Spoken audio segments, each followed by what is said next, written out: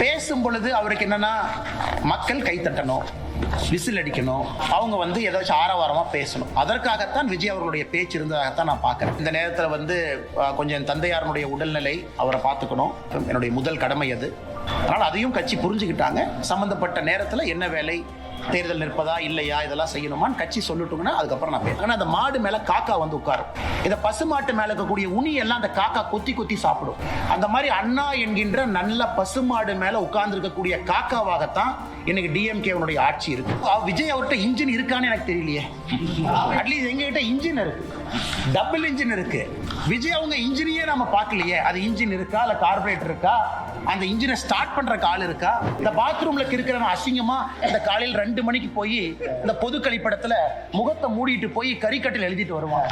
இன்னைக்கு திமுக காரன் டப்பா இன்ஜின் ஒட்டுறானா, காலையில முகத்தை மூடிட்டு போய் ஒட்டிட்டு வர்றான். அந்த ஒரு பெண்குயின் அது தனியாக அதனுடைய பாதையை தேர்ந்தெடுத்து அந்த பெண்குயின் தனியா போனனால இன்னைக்கு எல்லாருமே திடீர்னு அந்த ஒத்த பெண்குயினா பாக்குறாங்க.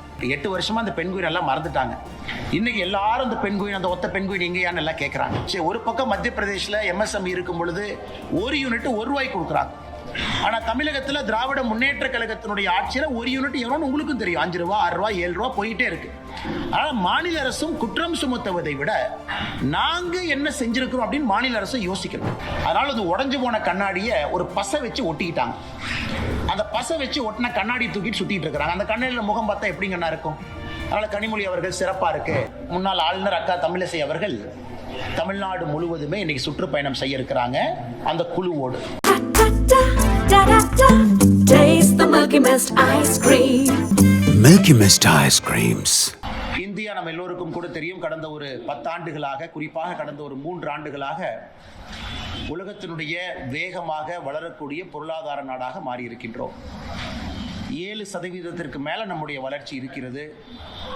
இந்த ஆண்டு, குறிப்பாக இந்த அடுத்த 3 மாத காலம் அது 8% எட்டும் என்ற நம்பிக்கையை எக்கனாமிக் சர்வே பட்ஜெட்ல நாம் பார்த்திருக்கின்றோம். இன்னைக்கு நம்முடைய முக்கியமான நோக்கம், நிதி அமைச்சர் அவர்கள் சொன்னது போல, ஒன்று இந்த நாட்டினுடைய வளர்ச்சியை தக்க வைப்பது மட்டுமல்ல, வேகப்படுத்த வேண்டும். அதே நேரத்தில் கர்த்தவியா என்கின்ற வார்த்தையை பயன்படுத்தி இருக்கின்றார்கள். 3 கடமை. என்ன கடமையை செய்யணும்னா, முதல் கடமை என்பது நாட்டினுடைய வளர்ச்சி இன்னும் வேகமா இருக்கணும். 2வது, அந்த வளர்ச்சி என்பது எல்லா தரப்பட்ட மக்களுக்கும் வந்து சேர வேண்டும். 3வது, நாட்டு மக்களும் அந்த வளர்ச்சியில பங்கெடுப்பதற்கு அவர்களுக்கு தேவையான ஊக்கத்தை கொடுக்க வேண்டும். இந்த 3ஐயும் மையப்படுத்தியும் இந்த பட்ஜெட் இருக்கிறது. 53,50,000 கோடி ரூபாய் இருக்கக்கூடிய மொத்த பட்ஜெட் இது. 53 lakh crore பட்ஜெட் இது. ஒரு ஆண்டும் கூட நாம் பார்த்து கொண்டிருக்கின்றோம், பட்ஜெட்டும் பெரிதாகி கொண்டிருக்கிறது. துறை ரீதியாக பார்க்க வேண்டும் என்றால், நம்முடைய பாதுகாப்பு துறைக்கு 42% அதிகப்படுத்தி இருக்கின்றார்கள். பாதுகாப்புத்துறை போன ஆண்டு ரிவைஸ்ட் எஸ்டிமேட், அதாவது பட்ஜெட் போட்ட பிறகு எவ்வளவு பணம் செலவு பண்ணியிருக்காங்க அப்படிங்கிறது நம்ம ரிவைஸ்ட் எஸ்டிமேட் என்று சொல்லுவோம். அதுவும் பாராளுமன்றத்தின் முன்பு வைப்பார்கள். பாதுகாப்புத்துறை மினிஸ்ட்ரி ஆஃப் டிஃபென்ஸ்க்கு 5,53,688 கோடி ரூபாய் இருந்தது. இந்த பட்ஜெட்ல நம்ம நிதியமைச்சர் அவர்கள் 7,84,000 கோடி ரூபாய் கொடுத்திருக்கிறாங்க. அப்பனா 42% வளர்ச்சி. அதிலும் குறிப்பாக பாதுகாப்புத்துறையினுடைய உள்கட்டமைப்புக்கு 15% வளர்ச்சி. அதையும் அவர்கள் குறிப்பிட்டிருந்தார்கள். காரணம், ஆபரேஷன் சிந்தூர் இப்பதான் நடந்து முடிந்திருக்கிறது. ஒரு பக்கம் சைனா, பாகிஸ்தான், பக்கத்தில் இருக்கக்கூடிய நாடுகள் எல்லாமே தன்னுடைய ராணுவ உற்பத்தியை பெருக்கிக் கொண்டிருக்கின்றார்கள். நிறைய முக்கியமான ராணுவ தளவாடங்களை வாங்கிட்டு இருக்கிறாங்க. அதனால் எப்பொழுதும் இல்லாத அளவுக்கு சரித்திர அளவில் பாதுகாப்புத்துறைக்கு 42% உயர்த்தி இருக்கின்றார்கள். அதே போல ரோட் டிரான்ஸ்போர்ட் அண்ட் ஹைவேஸ் 8% உயர்வு, ரயில்வேஸுக்கு 10% உயர்வு, கல்வி 14% உயர்வு, சுகாதாரத்துறை ஹெல்த் அண்ட் ஃபேமிலி வெல்ஃபேர் 9% உயர்வு, ஹவுசிங் அண்ட் அர்பன் அஃபேர்ஸ் 50% உயர்வு, நியூ அண்ட் ரெனியூவபிள் எனர்ஜி 30% உயர்வு, லேபர் அண்ட் எம்ப்ளாய்மெண்ட் 157% உயர்வு, மினிஸ்ட்ரி ஆஃப் பவர் எரிசக்தி 39% உயர்வு, உமன் அண்ட் சைல்டு டெவலப்மெண்ட் 16% உயர்வு. எந்த அடிப்படையில் பார்த்தாலும் கூட உள்கட்டமைப்புக்கு அதிக முக்கியத்துவம் கொடுத்திருக்கக்கூடிய பட்ஜெட்டாக இருக்கிறது. 12,20,000 கோடி ரூபாய் உள்கட்டமைப்புக்கு நம்முடைய நிதி அமைச்சர் அவர்கள் ஒதுக்கி இருக்கின்றார். இந்த உள்கட்டமைப்புக்கு ஒதுக்கக்கூடிய நிதி என்பது ரொம்ப முக்கியமானது. தமிழகத்தில் இருக்கக்கூடிய பட்ஜெட்டையும் நம்ம பார்க்குறோம். குறிப்பாக திராவிட முன்னேற்ற கழகத்தினுடைய அரசு அது 4 லட்சம் கோடி ரூபாய் பட்ஜெட்டாக இருந்தாலும் கூட செலவினங்கள் அதிகமாகவும் கடனை கட்டுவதற்கு நாம் கொடுக்கக்கூடிய வட்டி அதிகமாகவும் இருக்கக்கூடிய பட்ஜெட்டாகத்தான் இருக்கு. அதில் குறிப்பாக கேபிட்டல் எக்ஸ்பெண்டிச்சர், உள்கட்டமைப்பு, வரக்கூடிய சந்ததிகளுக்கு நம்ம ரோடு கட்டக்கூடிய பில்டிங், போர்ட்டு, ஏர்போர்ட், அது கொடுக்கக்கூடிய பணம் எப்பொழுதுமே குறைவு தான் தமிழ்நாடு அரசுடைய பட்ஜெட்டை பொறுத்த வரைக்கும். இன்னைக்கு மத்திய அரசு ஒரு ஆண்டும் கூட உயர்த்திக்கிட்டே போறாங்க. போன ஆண்டு 11 லட்சம் கோடியாக இருந்தது, இந்த ஆண்டு 12,20,000 கோடி ரூபாயாக இந்த உள்கட்டமைப்புக்கான நிதியை ஒதுக்கி இருக்கின்றார்கள். இதில் முக்கியமாக தமிழக மக்கள், நம்முடைய சொந்தங்கள் கூர்ந்து கவனிக்க வேண்டியது, இந்த ஆண்டு இன்னொரு ஆண்டும் வித்தியாசமான ஆண்டும் கூட. காரணம், ஃபினான்ஸ் கமிஷனுடைய அறிக்கையை மத்திய அரசுக்கு எக்கனாமிஸ்ட் அரவிந்த் பனகிரியா அவர்கள் கொடுத்திருக்கிறாங்க. இந்த ஃபினான்ஸ் கமிஷன் என்பது ஒரு 5 ஆண்டும் கூட மாநில அரசுக்கும் மத்திய அரசுக்கும் இருக்கக்கூடிய நிதி பகிர்வை பற்றி பேசக்கூடிய ஒரு முக்கியமான அம்சம். ஸோ இன்னைக்கு நம்முடைய பாராளுமன்றத்தின் முன்பு பிப்ரவரி 1ஆம் தேதி வைக்கப்பட்டிருக்கக்கூடிய ஃபினான்ஸ் கமிஷனுடைய அறிக்கை என்பது அடுத்த 5 ஆண்டு காலம் மத்திய அரசுக்கும் மாநில அரசுக்கும் இருக்கக்கூடிய நிதி பகிர்வை பற்றி பேசக்கூடிய அறிக்கை. அரவிந்த் பனகிரியா அவருடைய குழு அளித்திருக்கக்கூடிய 16வது ஃபினான்ஸ் கமிஷனுடைய அறிக்கையை மத்திய அரசு முழுமையாக ஏற்றுக்கொண்டிருக்கின்றார்கள். அதையும் கூட பிப்ரவரி 1ஆம் தேதி பாராளுமன்றத்தில் நிதியமைச்சர் அவர்கள் தெரிவித்திருக்கின்றார். இந்த 16வது ஃபினான்ஸ் கமிஷன்ல என்ன முக்கியமான அம்சம்னாங்க, டிவிசிபிள் டாக்ஸ் பூல், அதாவது மாநிலத்தில் நாம் எல்லோருமே கட்டக்கூடிய வரி, அது இன்கம் டேக்ஸாக இருக்கட்டும், மாநிலத்திலிருந்து போகக்கூடிய எல்லா வரியாக இருக்கட்டும், அதை மத்திய அரசு அந்த பூலை எப்படி டிவைட் பண்ணி ஒரு மாநிலத்துக்கு கொடுக்குறாங்க அப்படிங்கிறது தான் டிவிசிபிள் டாக்ஸ் பூல். மோடி ஐயா அவர்கள் ஆட்சிக்கு வருவதற்கு முன்பு 2014க்கு முன்பு அந்த நிதி பகிர்வு என்பது 32 விழுக்காடு இருந்துச்சு. அந்த டிவிசிபிள் டாக்ஸ் பூல்ல 32% என்பது எல்லா மாநிலத்துக்கும் பிரித்து கொடுப்பாங்க. அது மோடி ஐயா அவர்கள் வந்த பிறகு 15th finance commission, 14th finance commission, 15th finance commission, 2 கமிஷன்லும் கூட கடந்த 10 ஆண்டு காலமாக அது 41+1 42 விழுக்காடாக உயர்ந்திருக்கிறது. 41 விழுக்காடு எல்லா மாநிலத்துக்கும், 1 விழுக்காடு என்பது ஜம்மு அண்ட் காஷ்மீர் மாநிலத்திற்கும் 42 விழுக்காடு பிரித்து கொடுக்குறாங்க. இந்த 16வது ஃபினான்ஸ் கமிஷன்லையும் அதே 42 விழுக்காடு மெயின்டைன் பண்ணியிருக்கிறாங்க. 41 விழுக்காடு மாநிலத்துக்கெல்லாம், 1 விழுக்காடு ஜம்மு அண்ட் காஷ்மீர். அதுல மிக முக்கியமாக எப்படி அந்த பணத்தை பிரிச்சு கொடுக்கிறோம் அப்படிங்கிற ஃபார்முலால ஒரு மாற்றத்தை கொண்டு வந்திருக்கின்றார்கள். ரொம்ப காலமா தமிழ்நாட்டில் நம்ம எல்லோரும் கேட்டுக்கொண்டிருக்கின்றோம், ஒரு மக்கள் தொகையை அடிப்படையா வச்சு நீங்க கொடுத்தாலும் கூட தமிழ்நாடு போன்ற ஆரோக்கியமான மாநிலத்தில், அதிக வரி கட்டக்கூடிய மாநிலத்தில், இந்த நாட்டினுடைய வளர்ச்சிக்கு அதிகமா பங்கெடுக்கக்கூடிய ஒரு மாநிலத்திற்கு மரியாதை கொடுத்து அந்த ஃபினான்ஸ் கமிஷனுடைய ஃபார்முலா அதை ரிஃப்ளெக்ட் பண்ணணும்னு நம்ம ரொம்ப நாளாக கேட்டுக்கிட்டு இருந்தோம். இன்னைக்கு அந்த ஃபினான்ஸ் கமிஷனுடைய குழு நமக்கு அங்கீகாரம் கொடுத்துருக்குறாங்க. ஸோ இதற்கு முன்பு இருக்கக்கூடிய finance commission, 15th finance commission எடுத்துக்கிட்டிங்கன்னா, மக்கள் தொகை 1971, 2011 2 மக்கள் தொகை சென்சஸ் இருக்கு. அது 15th ஃபினான்ஸ் கமிஷன்லேருந்து 71 மக்கள் தொகை அவங்க விட்டுட்டாங்க. 2011க்கு மட்டும் வந்திருக்கிறாங்க. அது அட்வான்டேஜ் ஃபார் தமிழ்நாடு. 15 விழுக்காடு மக்கள் தொகைக்கும், ஒரு மாநிலத்தினுடைய ஏரியா எந்த அளவுக்கு விஸ்தாரம் நமக்கு இருக்கு, ஜியோகிராபிக்கல் ஏரியா, அதற்கு 15 விழுக்காடு. குறிப்பாக ஒரு மாநிலத்தினுடைய ஆவரேஜ் ஜிஎஸ்டிபி, ஒரு மாநிலத்தினுடைய ஒரு வருமானம் என்பது எந்த அளவுக்கு பகிர்ந்து இருக்கிறாங்க, பணக்காரங்களுக்கும் ஏழைக்கும் இருக்கக்கூடிய வித்தியாசம், அதற்கு 45 விழுக்காடு முக்கியத்துவமும், ஒரு மாநிலத்தில் எந்த அளவுக்கு ஃபாரஸ்ட் கவர் இருக்கு, எந்த அளவுக்கு இயற்கையை நாம் பாதுகாக்கின்றோம், அதற்கு 10%, டோட்டல் ஃபர்டிலிட்டி ரேட், நான் சொல்வது இதற்கு முன்பைய ஃபினான்ஸ் கமிஷன், அதுக்கு 12.5, டாக்ஸ் ஃபிஸ்கல் எஃபர்ட், எந்த அளவுக்கு நாம டாக்ஸ் கட்டுறோம் 2.5.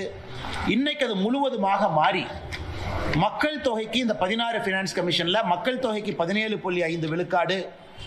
டெமோகிராபிக் பெர்ஃபார்மன்ஸ், அதாவது எந்த அளவுக்கு நாம மக்கள் தொகையை கட்டுப்படுத்தி இருக்கின்றோம், எந்த அளவுக்கு நாம டோட்டல் ஃபர்டிலிட்டி ரேட்டை 2.1 பக்கம் மெயின்டைன் பண்றோம், அதற்கு 10%, ஒரு விஸ்தாரம் ஏரியாவுக்கு 10%, இயற்கை வளம் அதற்கு 10%, பெர் கேபிட்டா ஜிஎஸ்டிபி டிஸ்டன்ஸ், பணக்காரங்களுக்கும் ஏழைக்கு இருக்கக்கூடிய வித்தியாசம் 42.5%. மிக முக்கியமாக நாட்டினுடைய வளர்ச்சிக்கு ஒரு மாநிலம் எவ்வளவு கான்ட்ரிபியூட் பண்றாங்க அது 10% கொடுத்து இந்த 100% ஃபார்முலாவை ரிலீஸ் பண்ணியிருக்கிறாங்க. அதனால எதிர்க்கட்சி நண்பர்கள் நானும் 2 நாட்களாக பார்க்கின்றோம். பாரதிய ஜனதா கட்சியின் சார்பாக சொல்ல வேண்டும் என்றால், யாரும் கூட இந்த 16வது ஃபினான்ஸ் கமிஷனை பத்தி யாரும் கூட ஒரு குற்றமோ குறையோ குறைபாடோ சொல்லும் இல்லாத அளவுக்கு எல்லோருமே ஏற்றிருக்கிறாங்க. இதுல குறிப்பா பார்க்கணும்னா உத்தரப்பிரதேசம், ராஜஸ்தான் அவர்களுக்கு வரக்கூடிய ஃபார்முலா படி குறைஞ்சிருக்கு. சதர்ன் ஸ்டேட், தென் மாநிலங்கள் நாம எல்லோருக்குமே இந்த புது ஃபார்முலா படி நாம ஏறி இருக்கு. நிதி பகிர்வு என்பது ஏறி இருக்கு. இதை நாம் எல்லோரும் கூட வரவேற்க வேண்டிய ஒரு விஷயம்.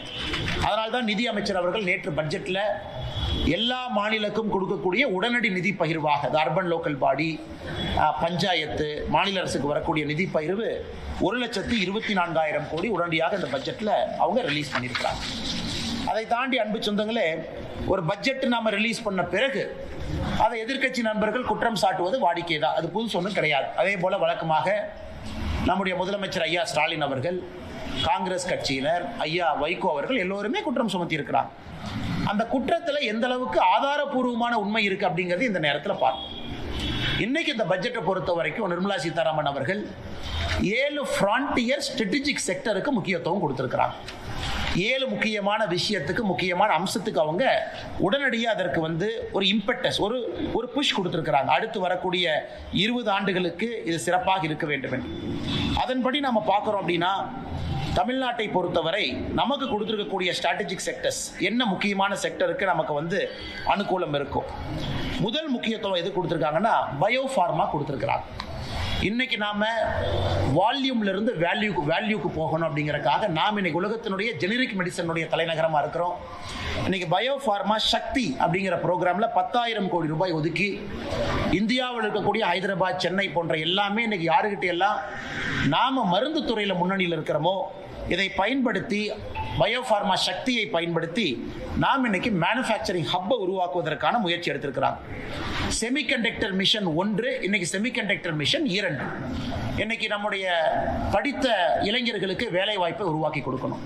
செமிகண்டக்டர் மிஷனுக்கு 40,000 கோடி ரூபாய் கொடுத்திருக்கிறாங்க. நம்ம வெறும் ஃபேப்ரிகேஷன் மட்டும் இல்லை, முழு இந்தியன் புரோட்டோகால் கம்ப்ளீட் ஸ்டாக் நம்ம பில்ட் பண்ண போறோம். அதற்கான மிஷின், அதற்கான உற்பத்தி, இதற்கு ஒரு இம்பார்ட்டன்ஸ் கொடுத்திருக்கிறாங்க. 40,000 கோடி ரூபாய். Electronic component manufacturing scheme ECMS, எப்படி PLI ப்ரொடக்ஷன் லிங்க்ட் இன்சென்டிவ்ல தமிழ்நாடு முதல் மாநிலமா இந்தியாவில் இருக்கும். ஆப்பிள் போன்ற பெரிய பெரிய நிறுவனங்கள் தமிழ்நாட்டுக்கு PIL மூலமா வந்திருக்கிறாங்க, PLI மூலமா. இன்னைக்கு இந்த ECMS மூலமா அதற்கும் அடுத்து வரக்கூடிய எலக்ட்ரானிக்ஸ் கம்பெனியும் தமிழ்நாட்டை நோக்கி வரப்போறாங்க. அதற்கு 40,000 கோடி ரூபாய் ஒதுக்கி இருக்கிறாங்க. ரேர் எர்த் மேக்னெட் இன்னைக்கு சைனா கண்ட்ரோல் பண்றாங்க. நம்ம ஓட்டக்கூடிய கார்ல இருந்து எல்லாத்துக்குமே இன்னைக்கு ரேர் எர்த் மேக்னெட்ஸ் வேணும். மொத்தமா ரேர் எர்த் என்று சொல்றோம்னா அரிதாக கிடைக்கக்கூடிய சில பொருட்கள். அது light rare earth, heavy rare எர்த்னு சொல்றாங்க. தமிழ்நாடு, ஆந்திரா, ஒரிசா இந்த 3 மாநிலங்கள், கர்நாடகா இந்த 4 மாநிலங்கள் இன்னைக்கு இந்தியாவில் அதிகமாக ரேர் எர்த் மினரல்ஸ் வச்சிருக்கக்கூடிய மாநிலமா இருக்கிறோம். நமக்கு செப்பரேட்டா ஒரு காரிடார் அமைச்சு கொடுத்திருக்கிறாங்க. இதுல rare earth corridor, promotion, production எல்லாமே அதிகமாக செய்ய வேண்டும் என்று. கெமிக்கல் கூட நம்ம இம்போர்ட் தான் அதிகமாக பண்றோம். அதற்காக ஒரு முக்கியத்துவம் கெமிக்கலை கொடுத்திருக்கிறாங்க. Chemical park, dedicated chemical park 3 park announce பண்ணியிருக்கிறாங்க. எந்த மாநிலம் என்று சொல்லவில்லை. தமிழகம் போட்டி போட்டு நாம் அதை வாங்கணும். Tool room, equipment manufacturing, container இதையெல்லாம் உருவாக்குவதற்காக 10,000 கோடி ரூபாய் கொடுத்திருக்கிறாங்க.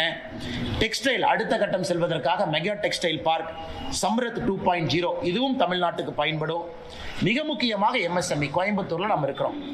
இன்னைக்கு சிறு குறு நிறுவனங்கள் வளர்ப்பதற்கு ஒரு பக்கம் நம்ம இத்தனை காலமா கடன் கொடுத்துட்டு இருக்கோம். அவங்களுக்கு கடன் வருது, அதை அவங்க வாங்குறாங்க, பயன்படுறாங்க. இன்னைக்கு அவங்களுடைய மூலதனம், கேபிட்டல், ஈக்விட்டி அதற்கு கொடுப்பதற்காக இந்த பட்ஜெட்ல முதலாக அதற்கு ஒரு 10,000 கோடி ரூபாய் ஒதுக்கி இருக்கிறாங்க. இப்ப ஒரு நிறுவனம் ஆரம்பிக்கணும், மூலதனத்திலேயே அரசு பங்கெடுப்பதற்காக ஈக்விட்டி இன்ஃபியூஷன் 10,000 கோடி. அதே போல மைக்ரோ என்டர்பிரைஸ்க்கு மட்டும், மைக்ரோ மீடியம் அப்படின்னு நம்ம சொல்றோம், மைக்ரோ என்டர்பிரைஸ்க்கு மட்டும் 2,000 கோடி ரூபாய் ஒதுக்கி இருக்கிறாங்க. இது முக்கியமாக கொடுத்திருக்கக்கூடிய த்ரஸ்ட். இது நாம் எல்லோரும் புரிந்து கொள்ள வேண்டும். இதை தமிழ்நாடு முழுமையாக இதை பயன்படுத்தி அடுத்த கட்ட இளைஞர்களுக்கான வேலை வாய்ப்பை இது மூலமாக மட்டும்தான் உருவாக்க முடியும். Electronic component manufacturing scheme, rare earth scheme, chemical, textile park இதையெல்லாம் நம்ம செய்யணும். குறிப்பாக இந்த பகுதியில் இருக்கக்கூடிய விவசாய பெருமக்களுக்கு கோகனட் ப்ரொமோஷன் ஸ்கீம் அறிவிச்சிருக்கிறாங்க. இன்னைக்கு எல்லா தென்னை மரங்களுமே 30-40 ஆண்டுகள் தாண்டி இருக்கிறது. நோய்கள் வர ஆரம்பிச்சிருக்கு. இன்னைக்கு புதிதாக அவர்கள் தேங்காய் கன்று நடுவதற்கு 1 கோடி விவசாயிகள் அந்த இருக்கக்கூடிய தென்னை மரத்தினுடைய உற்பத்தியை பெருக்குவதற்கு அல்லது புதிய தென்னங்கன்றை வாங்குவதற்கு 1 கோடி விவசாயிகளுக்கு இன்னைக்கு நம்ம கோகனட் ப்ரொமோஷன் ஸ்கீமை நாம் அறிவிச்சிருக்கிறோம். அதே போல நம்முடைய பொள்ளாச்சி பகுதியில் கொக்கோ, நம்முடைய கடலூர் பகுதியில் முந்திரி, இதையெல்லாம் 2030க்குள்ள இந்தியாவில் இந்தியன் கொக்கோ, இந்தியன் கேஷ்யூ இதை பிராண்டிங்காக அதுக்கு ஒரு ஸ்கீம் அனௌன்ஸ் பண்ணியிருக்கிறாங்க. இதையெல்லாம் கூட நம்ம நிச்சயமாக வரவேற்கணும். அதே நேரத்தில் மகளிர் சுயஉதவி குழு தமிழ்நாட்டில் அதிகமாக இருக்கிறோம். இன்னைக்கு மகளிர் சுயஉதவி குழுவை பொறுத்தவரை அவங்க சொந்தமாக கடை வைக்கணும். குழுவாக சேர்ந்து ஷீ மார்ட் என்கின்ற பேரில் அவங்க ஒரு கடை ஆரம்பித்து அதன் மூலமாக நீங்களும் நானும் போய் மகளிர் சுயஉதவி குழு பொருளை வாங்குவதற்காக ஷீ மார்ட் அப்படிங்கிற ஒரு புதிய ஒரு திட்டத்தையும் கூட கொண்டு வந்திருக்கிறாங்க. ஸ்டெம் இன்ஸ்டிடியூட்ஸ், ஒரு மாவட்டத்திற்கு ஒரு கேர்ள்ஸ் ஹாஸ்டல். தமிழ்நாட்டில் நமக்கு தெரியும், திராவிட முன்னேற்ற கழகம் நம்ம கேர்ள்ஸ் ஹாஸ்டல் ஆரம்பிச்சிட்டோன்னு சொல்லிட்டு இருக்கிறாங்க. அது நம்ம பத்திரிகை நண்பர்களுக்கு தெரியும். அதற்கான நிதி யாரு கொடுக்குறாங்க, அதான் அதில் ஆச்சரியம்.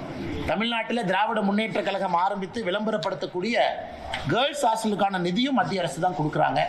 அதனால் இன்னைக்கு அந்த கேர்ள்ஸ் ஹாஸ்டல் இன்னைக்கு இந்தியா முழுவதுமே ஒரு மாவட்டத்திற்கு குறிப்பாக ஸ்டெம் இன்ஸ்டிடியூட்டுக்கு ஒரு கேர்ள்ஸ் ஹாஸ்டலுக்கு கொண்டு போகிறாங்க. அது ரொம்ப முக்கியமான ஒரு விஷயம். இத்தனை செய்தும் கூட நேற்று நம்முடைய வைகோ அவர்கள் கோயம்புத்தூர் ஏர்போர்ட்டில் ஒரு பேட்டி கொடுத்துருந்தாங்க. ஐயா அவர்கள் இவங்க காற்றுல கோட்டை கட்டி கொண்டிருக்கின்றார்கள், எப்படி இந்தியாவுடைய வளர்ச்சியை பெருக்குவாங்க, எப்படி இந்த நாடு அடுத்த கட்டம் போகும்னு கேட்டிருந்தாங்க. இன்னைக்கு நாம் இவ்வளவு செய்தும் கூட 53 லட்சம் கோடி ரூபாய்க்கு ஒரு பட்ஜெட் போட்டும் கூட நம்முடைய டெப்ட் ஜிடிபி ரேஷியோ, அதாவது நம்முடைய கடனும் நம்முடைய ஜிடிபிக்கும் இருக்கக்கூடிய ரேஷியோ 55 விழுக்காடுல இருக்கு. இது ஒரு ஆரோக்கியமான விழுக்காடு. அதே போல நம்முடைய பிஸ்கல் டெபிசிட், வரவுக்கும் செலவுக்கும் இருக்கக்கூடிய அந்த கேப், பிஸ்கல் டெபிசிட்டும் 4.3% இருக்கு. இவ்வளவு செய்தும் கூட ஒரு ஆரோக்கியமான ஒரு சூழ்நிலையை நாம உருவாக்கி இருக்கிறோம். இது எல்லாம் கூட நம்ம நிச்சயமாக மத்திய அரசு அம்மையார் நிர்மலா சீதாராமன் அவர்கள் இந்த நேரத்தில் அவர் கொடுத்திருக்கக்கூடிய பட்ஜெட்டை நாம் பாராட்டி வரவேற்கின்றோம். காரணம், எல்லா தரப்பட்ட மனிதர்களுக்கும் இது ஒரு ஆரோக்கியமான பட்ஜெட். விவசாய பெருமக்களாக இருக்கட்டும், கோயம்புத்தூர் போன்ற மாநகரம், மதுரை போன்ற மாநகரம், தூத்துக்குடி போன்ற நகரத்தில் இருக்கக்கூடிய சிறு குறு தொழில் நிறுவனங்களாக இருக்கட்டும், அடுத்த கட்டம் செல்வதற்காக இருக்கட்டும், இது வரவேற்க வேண்டிய பட்ஜெட். ஆதிச்சநல்லூர் அடுத்து மிக முக்கியமாக இந்தியாவில் 15 ஆர்கியாலஜிக்கல் சைட், அதாவது பழம்பெரும் நம்முடைய தொல்பொருள் இருக்கக்கூடிய பகுதி, அதை டெவலப் பண்ணி ஒரு எக்ஸ்பீரியன்ஷியல் கல்ச்சரல் சென்டரா, ஒரு லேசர் ஷோ, ஒரு நல்ல மியூசியம், நிறைய குழந்தைகள் நம்முடைய பாரம்பரியத்தை பற்றி கற்றுக்கொள்வதற்காக அதற்கு ஒரு பெரிய நிதியை ஒதுக்கி இருக்கிறாங்க. Immersive story telling facility. ஏன்னா இன்னைக்கு நீங்க பாத்தீங்கன்னா தமிழ்நாட்டில் நம்முடைய சொந்தங்கள் யாராவது கலைஞர் ஐயாவுடைய மியூசியம் சென்னையில் இருக்கு, அது போய் பார்த்தீங்கன்னா ஒரு சிறந்த மியூசியம், ஒரு state of the art, 4D 5D. ஆனால் தன்னுடைய தந்தையார் அவர்களுக்கு நம்முடைய முதலமைச்சர் அவர்கள் அவ்வளவு நிதி போட்டு ஒரு கலைஞர் மியூசியத்தை அடுத்த கட்டத்துக்கு எடுத்துட்டு போயிருக்காங்க. நாங்கள் வரவேற்கிறோம். தமிழ்நாட்டினுடைய முதலமைச்சர் எல்லாம் போய் பார்க்கணும், என்ன செஞ்சிருக்காருன்னு பார்க்கணும். ஆனால் மற்ற இடத்துக்கு அதை கொண்டு போகல. இன்னைக்கு மத்திய அரசு ஆதிச்சநல்லூருக்கு நம்ம அதை கொண்டு வர்றோம். அதே போல state of the art museum நம்ம கொண்டு வர்றோம். அது நிச்சயமாக பல பேருக்கு பயன் பெறும். அன்பு சொந்தங்களே, இதையெல்லாம் தாண்டி ரயில்வே துறையை பொறுத்தவரை மிக முக்கியமாக 2-3 விஷயங்கள் உங்களுக்கு சொல்லணும். 2026-27 ஒரு சரித்திர ஆண்டு ரயில்வேயை பொறுத்த வரைக்கும் தமிழ்நாட்டுக்கு 7611 கோடி ரூபாய் ஒதுக்கி இருக்கிறாங்க. இதை ஒரு பெர்ஸ்பெக்டிவ்ல, ஒரு உதாரணத்துக்கு சொல்லணும்னா, யூபி அரசு காங்கிரஸ் ஆட்சியினுடைய கடைசி பட்ஜெட் அவங்க போட்டப்ப தமிழகத்திற்கு மொத்தமா 2009 14 வரை கடந்த 5 ஆண்டுகள் அவங்களுடைய கடைசி 5 ஆண்டுகள் 879 கோடி கொடுத்திருந்தாங்க. ஆனா இந்த ஒரு ஆண்டுல மட்டும் ரயில்வே பட்ஜெட் 7611 கோடி. இன்னைக்கு தமிழ்நாட்டில் எவ்வளவு ரயில்வே வேலைகள் நடந்து கொண்டிருக்குன்னு கேட்டீங்கன்னா 35,701 கோடி ரூபாய் வருமானமான வேலைகள் நடந்து கொண்டிருக்கிறது. 77 ஸ்டேஷனா அமிர்த் ஸ்டேஷனாக இன்னைக்கு டெவலப்மெண்ட் போயிட்டு இருக்கு. அதுக்கு 3147 கோடி ரூபாய். 18 ரயில்வே ஸ்டேஷனை முழுமையாக நம்ம வேலையை முடிச்சிருக்கோம். சிதம்பரம், மன்னார்குடி, போலூர், மணப்பாறை, சின்ன சேலம் வரைக்கும். பொள்ளாச்சி ஜங்ஷன் ஃபேஸ் 2 வேலைகள் நடந்து கொண்டிருக்கிறது. வந்தே பாரத் தமிழ்நாட்டில் 9 பேர் வந்தே பாரத்தினுடைய சர்வீஸ் இருக்கு. அமிர்த் பாரத் 9 பேர் இருக்கு. இன்னைக்கு அடுத்த கட்டம் ரயில்வே எடுத்துட்டு போயிருக்கிறாங்க. 16 லட்சம் கோடி ரூபாய் ஒதுக்கி இருக்கிறாங்க. ஹை ஸ்பீட் ரயில் நெட்வொர்க் 16 லட்சம் கோடி. இன்னைக்கு நாம வேறு யூரோப்பிய நாடுகளுக்கெல்லாம் போறோம். அதிகமாக மக்கள் மிக வேகமாக ரயில்வே சேவையில் போறாங்க. எப்படி ரயில்வேயை மாடர்னைஸ் பண்ணி அதை எலக்ட்ரிஃபிகேஷன் பண்ணி அப்புறம் நாம வந்தே பாரத், அமிர்த் பாரத் கொண்டு வந்து இன்னைக்கு அடுத்த கட்டத்தை நோக்கி இந்தியா நகருது. 16 லட்சம் கோடி ரூபாய் இந்தியா முழுவதும் ஒதுக்கி அதில் குறிப்பாக 2 லைன் நமக்கு ஹை ஸ்பீட் நெட்வொர்க் கிடைக்குது. சென்னை டு பெங்களூர் ஒரு லைன், சென்னை டு ஹைதராபாத் ஒரு லைன். சென்னை பெங்களூர் இந்த ஹை ஸ்பீட் நெட்வொர்க் வந்த பிறகு 1 மணி நேரம் 13 நிமிஷத்துல சென்னையிலிருந்து பெங்களூருக்கு நம்மால் இந்த ட்ரெயின்ல போக முடியும். ஸ்பீடு கிட்டத்தட்ட 300 கிலோமீட்டர் தாண்டி 320 கிலோமீட்டர் தாண்டி பெர் ஹவர் இந்த ஸ்பீடு இருக்கும். அதே போல சென்னை ஹைதராபாத் அதுவும் ஒரு முக்கியமான ஒரு தடம். 3 மணி நேரத்திற்கு கீழே சென்னை ஹைதராபாத் அந்த ரயில் சேவை ரயில்வே ஸ்பீட் நெட்வொர்க் அதை கொண்டு வர்றாங்க. இது நம்ம நிச்சயமா வரவேற்கணும். நிறைய இளைஞர்கள் மிக வேகமாக ஒரு தலைநகரிலிருந்து இன்னொரு தலைநகரத்துக்கு போயிட்டு வருவதற்கான ஒரு சாத்தியக்கூறுகள் இருக்கு. மொத்தமாக இதற்கு மட்டுமே ஒதுக்கி இருக்கக்கூடிய பணம் என்பது 16 லட்சம் கோடி ரூபாய். இது அடுத்து வரக்கூடிய பல ஆண்டுகள்ல இந்த திட்டம் நடக்கும். இன்னொரு மகிழ்ச்சியான செய்தி, நேற்று இரவு 11 மணிக்கு நம்முடைய பிரதமர் திரு நரேந்திர மோடி ஐயா அவர்கள் ஒரு நல்ல ஒரு செய்தியை நாட்டு மக்களுக்கு கொடுத்திருக்கிறார். குறிப்பாக நம்முடைய கொங்கு பகுதிக்கு நல்ல செய்தி. இந்தியாவிற்கும் அமெரிக்காவுக்கும் இழுபறியாக இருந்த இந்த வர்த்தக ஒப்பந்தம் என்பது நேற்று இரவு அது முழுமை பெற்றிருக்கிறது. நம்முடைய பிரதமர் நரேந்திர மோடி ஐயா அவர்கள் தன்னுடைய எக்ஸ் பக்கத்தில் இதை பற்றி பதிவு செஞ்சிருந்தாங்க. இன்னைக்கு காலையில் மத்திய அரசும் கூட செய்தி குறிப்பு வெளியிட்டிருக்கிறாங்க. முதல்ல ட்ரம்ப் அவர்கள் 25% நமக்கு வரி விதித்தாங்க. அதன் பிறகு ரஷ்யாட்ட ஆயில் வாங்குறோம்னு சொல்லிட்டு இன்னொரு 25% விதித்தாங்க. மொத்தமாக இந்தியாவுக்கும் அமெரிக்காவுக்கும் 50% டாரிஃப் போட்டிருந்தாங்க. நேற்று பேச்சுவார்த்தைக்கு பிறகு இந்தியாவுக்கும் அமெரிக்காவுக்கும் வரி விதிப்பு என்பது 18% டாரிஃபுக்கு வந்திருக்கு. ஸோ 18% டாரிஃப் இந்தியாவுக்கும் அமெரிக்காவுக்கும். அதை நேற்று ட்ரம்ப் அவர்களும் நம்முடைய இந்திய நாடும் ஒத்துக்கிட்டாங்க. இது ஏன் 18%? இன்னைக்கு அமெரிக்கா விதிச்சிருக்கக்கூடிய வரி விதிப்பு அக்ராஸ் த வேர்ல்டு பார்த்தீங்கன்னா எல்லா நாடுகளுமே 18% மேலே தான் இருக்கிறாங்க. வியட்நாம் 18% மேலே, சைனா இன்னும் டீல் அவங்க கன்க்ளூட் பண்ணல. அமெரிக்காவுடைய பக்கத்து நாடுகள் நெய்பர்ஸ் அவர்களும் 18% மேலே இருக்கிறாங்க. சில நாடுகளுக்கு ட்ரம்ப் அவர்கள் 18% கொடுத்திருக்கிறாங்க. இன்னைக்கு இந்தியாவுக்கும் அவர்கள் 18% கொடுத்திருப்பது நம்முடைய தொழில்துறை மத்தியில் இருந்து அன்சர்டனிட்டி இன்னைக்கு போயிருச்சு. குறிப்பாக திருப்பூர் பகுதி, ஈரோடு பகுதி, கரூர் பகுதியில் எக்ஸ்போர்ட் செய்யக்கூடியவங்க, ஹோம் டெக்ஸ்டைல் நிறைய விஷயங்கள் செய்யக்கூடியவங்க, பனியன் செய்யக்கூடியவங்க ஒரு அன்சர்டனிட்டி இருந்துச்சு கடந்த 3 மாத காலமாக. செய்வோமா மாட்டோமான்னு. இன்னைக்கு அது 18% அது வந்திருக்கு. அதனால் நிச்சயமாக இது வரவேற்க வேண்டிய ஒரு விஷயம்.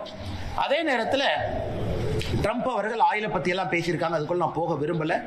அதிகாரப்பூர்வமாக நம்முடைய இந்திய அரசு என்ன சொல்றாங்களோ அதை மட்டும்தான் நீங்க என்னால் பகிர முடியும்.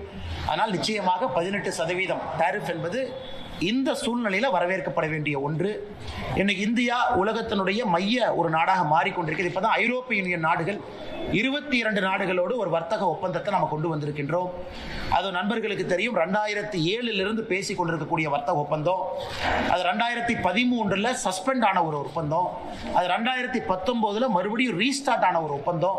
இன்னைக்கு 2026 நம்ம அதை கன்க்ளூட் பண்ணியிருக்கிறோம். அதுவும் குறிப்பாக நம்முடைய கொங்கு பகுதிக்கு ஒரு மிகப்பெரிய ஒரு வாய்ப்பாக நாங்கள் பார்க்கின்றோம். மிகப்பெரிய வாய்ப்பாக பார்க்கின்றோம். தமிழகம் முழுவதுமே இன்னைக்கு தென் தமிழகத்தில் நிறைய மேனுஃபேக்சரிங் யூனிட் போகுது. தூத்துக்குடி பகுதி, திருநெல்வேலி பகுதி, அவர்களும் முறையாக இதை இரண்டும் பயன்படுத்தும் பொழுது தமிழகத்தினுடைய வளர்ச்சி, குறிப்பாக தென் தமிழகத்தினுடைய வளர்ச்சி அடுத்த கட்டத்திற்கு இது போகும். அதனால் இது ஆரம்ப கமெண்ட்ஸ் உங்களுக்கு பட்ஜெட்டை பற்றி, குறிப்பாக அமெரிக்க டாரிஃப் டீலை பற்றி நம்முடைய பத்திரிகை நண்பர்களுக்கு இருக்கக்கூடிய கேள்விகளுக்கு நாங்கள் பதில் சொல்றோம். சார், எம்எஸ்எம்இ சம்பந்தமாக அதாவது பிரைஸ் மானிட்டரிங் கமிட்டி வெளியே ரொம்ப காலமாக கேட்டுட்டு இருக்கிறாங்க. 7 கோடி பேர் இந்தியாவில் இருக்கிறாங்க. ஆனால் ஒரு 5-6 கம்பெனி, கார்பரேட் கம்பெனிக்கார மட்டும் தீர்மானிக்கிறது ரா மெட்டீரியல் ரேட் தான் இருக்குது. ஸோ அப்படி இருக்கிற போது மானிட்டரிங் கமிட்டி வேணும் எம்எஸ்எம்இ கேட்குற போது ஏன் கடந்த பட்ஜெட்லேயும் அறிவிக்கல, இந்த பட்ஜெட்லேயும் அறிவிக்கல? ஆனால் ஒரு பட்ஜெட்டை பொறுத்த வரைக்கும் எல்லா மக்களுக்கும் எல்லா விதமான எதிர்பார்ப்புகளும் இருப்பது நியாயமான எதிர்பார்ப்பு தான். எல்லோருக்குமே எல்லாம் வேண்டும் என்று நினைக்கக்கூடிய நியாயமான எதிர்பார்ப்பு தான். இப்போ ஒரு பக்கம் நம்முடைய அரசு கடந்த 12 ஆண்டுகளாக பார்க்கும் பொழுது சப்ளை செயினை நம்ம டைவர்சிஃபை பண்ணுறோம், எல்லா பக்கம் எடுத்துகிட்டு போகிறோம். அதுவும் குறிப்பாக சகோதரருக்கு தெரியும், 12,20,000 கோடி ரூபாய் உள்கட்டமைப்பு நம்ம சொல்லியிருக்கோம்.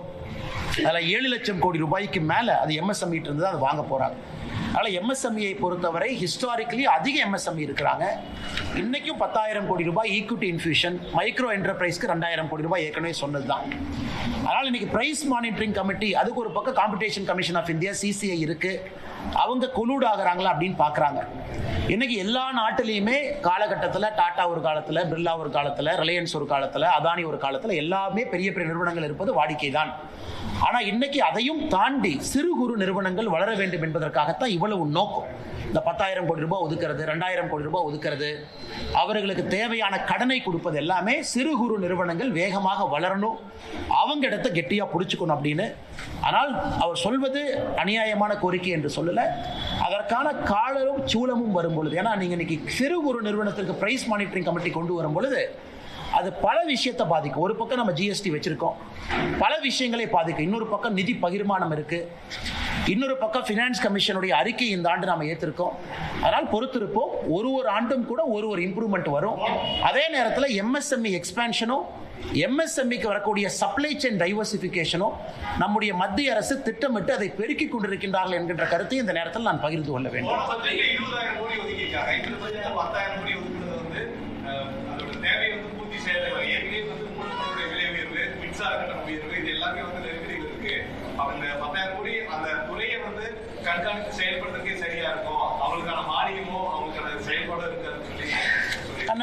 நம்ம எம்எஸ்எம்இக்கு கொடுக்கக்கூடிய கடன் என்பது எந்த விதத்திலும் கூட அது குறையல, அது வழக்கம் போல அது வந்துகிட்டே தான் இருக்கு. இந்த ஆண்டு நாம் கொடுத்திருப்பது 10,000 கோடி ரூபாய் ஈக்விட்டி இன்ஃபியூஷன். அதாவது நான் ஒரு கம்பெனி ஆரம்பிக்கிறேன், 100% என்னுடைய காசை போட்டு நான் ஆரம்பிக்கிறேன், அல்லது என்னால் பணம் போட முடியலன்னா நான் 40% டெப்டா வாங்குறேன், பேங்க்ல போய் கடன் வாங்குறேன். இந்த பட்ஜெட்ல முதலாக நாம் சொல்லியிருப்பது 10,000 கோடி ரூபாயும் நீங்க போடக்கூடிய மூலதனத்துல மத்திய அரசு பங்கேற்கும் என்று சொல்லியிருக்கின்றோம். இது முதல் முறையாக ஈக்விட்டி இன்ஃபியூஷன், அதாவது கடன் கிடையாது, அவர்கள் போடக்கூடிய மூலதனத்துல அவர்களோடு மத்திய அரசு ஈக்விட்டி போடுது. இது அமெரிக்கால ட்ரம்ப் வந்த பிறகு கவர்மெண்டே ஒரு ஸ்டேக் எடுக்கிறாங்க.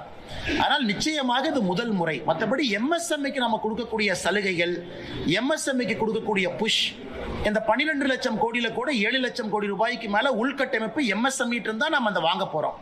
அது எப்பொழுதுமே எம்எஸ்எம்இயின் பக்கம் அரசு இருக்கு, அது எந்த மாற்று கருத்தும் இல்லை. அதே நேரத்தில் எலக்ட்ரிக் பில் போயிருச்சு. ஒரு பக்கம் மத்திய பிரதேசில் எம்எஸ்எம்இ இருக்கும் பொழுது ஒரு யூனிட் ₹1 கொடுக்குறாங்க. ஆனா தமிழகத்தில் திராவிட முன்னேற்ற கழகத்தினுடைய ஆட்சியில் ஒரு யூனிட் எவ்வளோன்னு உங்களுக்கும் தெரியும், ₹5, ₹6, ₹7 போயிட்டே இருக்கு. ஆனால் மாநில அரசும் குற்றம் சுமத்துவதை விட நாங்க என்ன செஞ்சிருக்கிறோம் அப்படின்னு மாநில அரசு யோசிக்கணும். நம்ம ஊர்ல எம்எஸ்எம்இ தலைநகராக தமிழ்நாடு இருந்துகிட்டு இருக்கணும்னா மாநில அரசு என்ன முக்கியத்துவம் கொடுத்திருக்கோம். ஆனால் நிச்சயமாக எம்எஸ்எம்இயை பொறுத்தவரை அடுத்த கட்டம் எடுத்து செல்வதற்கான பட்ஜெட்டாக மட்டும்தான் இந்த பட்ஜெட் அமைஞ்சிருக்கு. குறிப்பாக எம்எஸ்எம்இ நண்பர்களுக்கு இன்னொன்று நம்ம சொல்லிக்கொள்ள விரும்புகிறோம். இந்தியா ஐரோப்பிய யூனியன் டீல் அது எம்எஸ்எம்இ பெனிஃபிட் ஆகும். India America deal MSME benefit ஆகும்.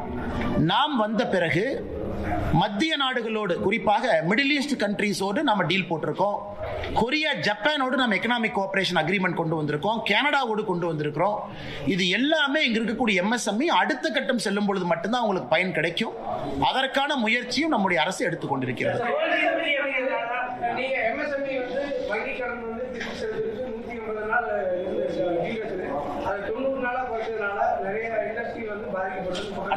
எம்எஸ்எம்இனுடைய சைக்கிளை நம்ம ரெடி பண்ணியிருக்கோம். அதாவது எம்எஸ்எம்இ கிட்ட இருந்து ஒரு பொருளை நான் வாங்குறேன், அந்த பொருளுக்கு நான் பணம் கொடுக்குறேன்.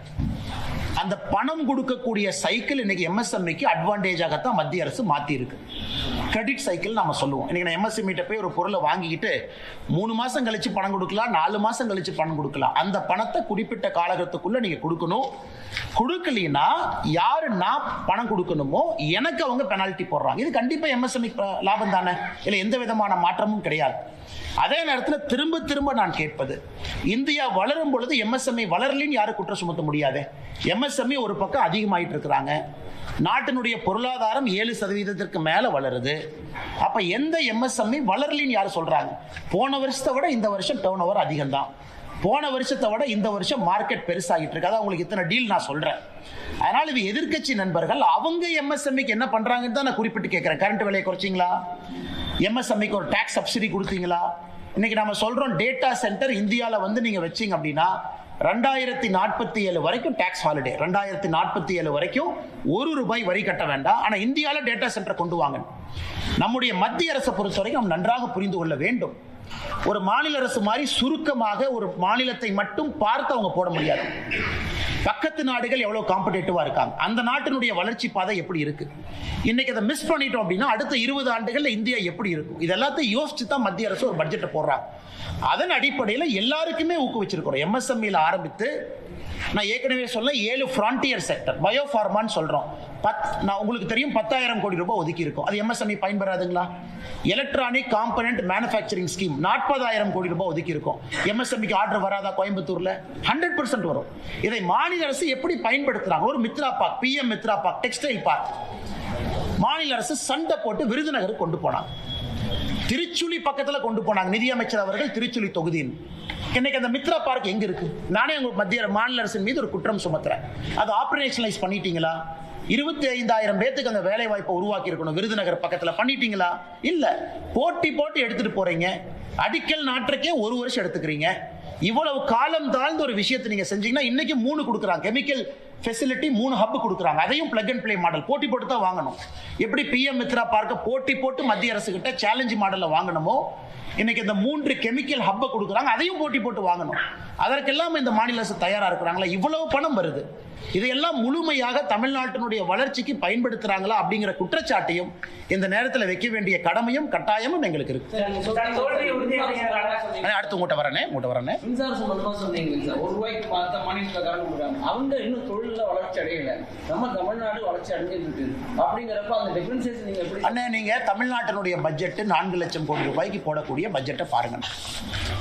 நான் நண்பர்கிட்ட கேட்கக்கூடிய ஒரே ஒரு கேள்வி, உள்கட்டமைப்புக்கு தமிழ்நாடு அரசு எவ்வளவு கொடுத்திருக்கிறாங்க சதவீதம் அடிப்படையில்? இன்னைக்கு நாம 53 லட்சம் கோடி பட்ஜெட்ல 12 லட்சம் கோடி உள்கட்டமைப்பு கொடுத்திருக்கோம். ஆல்மோஸ்ட் இன்னைக்கு நாம 25% தாண்டி போயிட்டு இருக்கோம். நல்லா யோசிச்சு பாருங்க. 25% தாண்டி உள்கட்டமைப்பு மட்டுமே அந்த பணத்தை போடுறோம். ஆமா, இந்திய அரசும் கடன் வாங்கி இருக்கு, இந்திய அரசும் வட்டி கட்டணும், அதையும் செஞ்சாகணும். பென்ஷன் கொடுக்கணும், அதையும் செஞ்சாகணும். ஒரு டிபார்ட்மெண்ட்டுக்கும் பணம் கொடுக்கணும், அதையும் செய்யணும். இன்னைக்கு தமிழ்நாடு அரசை பொறுத்தவரை இன்னைக்கு தமிழ்நாடு அரசு போடக்கூடிய பட்ஜெட் உள்கட்டமைப்பு கிடையாது. கடன் வாங்கி 10 லட்சம் கோடி வாங்கியாச்சு. ஒரு ஆண்டும் கட்ட வேண்டிய தொகை அதிகம், கட்ட வேண்டிய வட்டி அதிகம். ஏன்னா தமிழ்நாடு பட்ஜெட்டை பத்தி நான் பேசல. இதை தமிழ்நாடு பட்ஜெட் போட்ட பிறகு நம்ம பிரஸ் மீட்ல தெளிவா பேசுவாங்கன்னா, அப்ப எந்த விதமான கரண்ட் சப்சிடி கொடுக்கலாமே, ஏன் கொடுக்க மாட்டாங்க? அவ்வளவு சப்சிடி கொடுக்கக்கூடிய தமிழ்நாடு அரசு தொழில்துறை வளரும், அதன் மூலமா 4 பேருக்கு வேலை கிடைக்கும், கொடுக்கலாமே, ஏன் கொடுக்க மாட்டாங்க? மத்திய அரசு, மத்திய பிரதேஷ், உத்தரப்பிரதேச பத்தி நம்ம பேசணும். அவங்க ₹1 கொடுக்குறாங்க, கரெக்ட். இங்கிருந்து எத்தனை பேர் போறாங்க? எத்தனை பேர் இங்கிருந்து புதுசா எக்ஸ்பான்ஷன் அங்க போறாங்க?